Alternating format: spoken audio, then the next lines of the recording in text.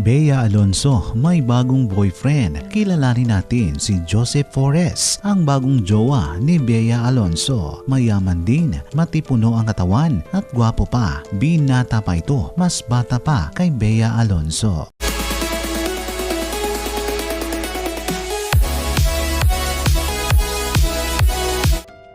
May bago na namang nagpapatibok sa puso ni Bea Alonso. Viral ngayon sa social media platforms ang mga samut-saring balita tungkol sa sikat na aktres na bagong jowa at mas bata at mas gwapo pa. Sino ang lalaki na binabandera ni Bea Alonso sa kanyang social media account? At walang iba, si Joseph Forres na isang Pinoy businessman ang bagong nililig sa bitiranang aktres ngayon matapos nitong i-post sa kanyang IG account. Naka-follow rin naman si Bea Alonso sa naturang lalaki at isang malaking pahiwatig ito na siya ang bagong jowa ni Miss Bea Alonso. May itsura din naman ang naturang lalaki at mukhang mahilig din ito sa travel at saka sa pagbabar na hindi lalayo sa hilig ng sikat na aktres ang mga ginagawa ni Joseph Forres. Hindi pa naman noon umaamin si Bea Alonso na naling sa kanya noon ang isang fashion model na si Michael Denham at mukhang hiwalay na rin daw sila matapos ang 4 na buwan na pagkarelasyon. Makikita sa mga larawan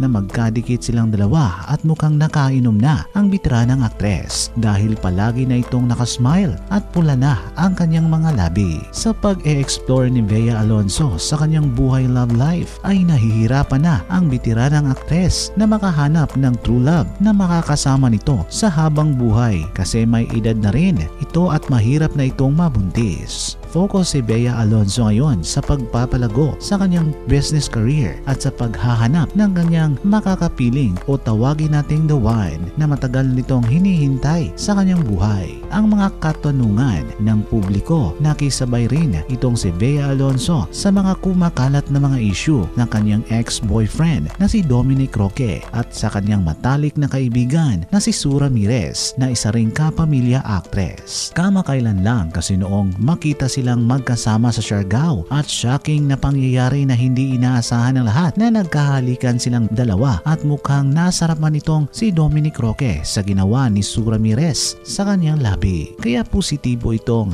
may namamagitan sa kanilang dalawa at sigurado tayo na on relationship na ang mga ito. Samantala sa bagong boyfriend ni Bea Alonso na si Joseph Forres ay sana din daw na siya ang the last one ni Bea Alonso at gagawa ng kanyang sariling pamilya dahil nagkakaedad na ang naturang aktres at tigilan na ang kanyang pag-e-explore sa kanyang true love life dahil alam naman natin na sayang talaga ang kanilang naging relasyon noon ni Dominic Roque at makikita mo ito sa puso ng aktor na walang masamang intensyon sa bitiranang aktres na si Bea Alonso kung sila'y naging ganap na mag-asawa noon. May mga kumakalat na mga samut-saring balita na naghahabol daw di umano si Bea Alonso kay Dominic Roque sa kanilang hiwalayan noon at umayaw na si Dominic at napagtanto niya na hindi si Bea Alonso ang babaeng para sa kanya at makapiling hanggang sa kanyang pagtanda. Ano sa tingin nyo ang nasa issue si Dominic Roque at sa kapamilya actress na si Sue Ramirez sa Siargao at pagkatapos nilang sumabay naman itong si Bea Alonso na may bagong jowa na si Joseph Forres? Ano ba talaga ang totoong nangyari? Ba't nagkahiwalay silang dalawa at ano ang naging problema? I-comment nyo sa ibaba ang inyong mga komento at reaksyon sa ating comment section para malaman natin kung saan nakaabot ang ating kwento. Maaari po kayong mag-like and subscribe sa ating channel para palagi kayong updated sa mga pangyayari sa mundo ng putakterang Pinoy. Marami pong salamat.